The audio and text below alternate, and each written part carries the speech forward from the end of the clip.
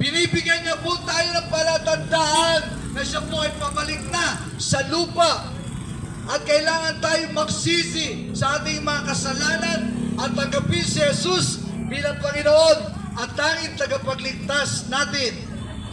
Sapagkat kung hindi mo pa ito gagawin, kapatid, baka isang araw ay maranasan mo'y matinding paha at isa ka doon sa masawi. Huwag nawa mangyari na hindi ka nakapagsisi at ikaw ay pinaha at nasawi.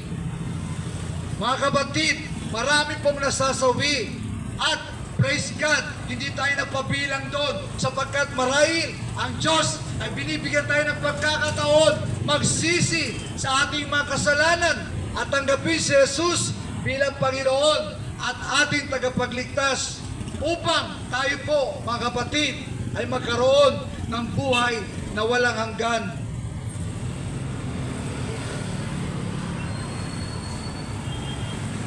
Sa Filipos 4:13 ay binabanggit po ang mga salitang ito.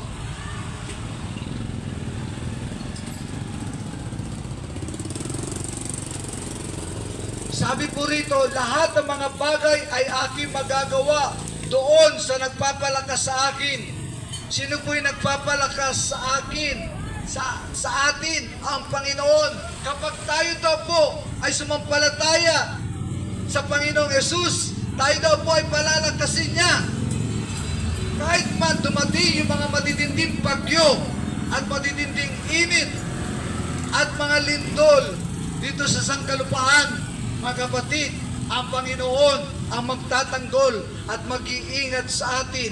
Subalit, kailangan mo siyang tanggapin bilang Panginoon at tanging tagapagligtas mo.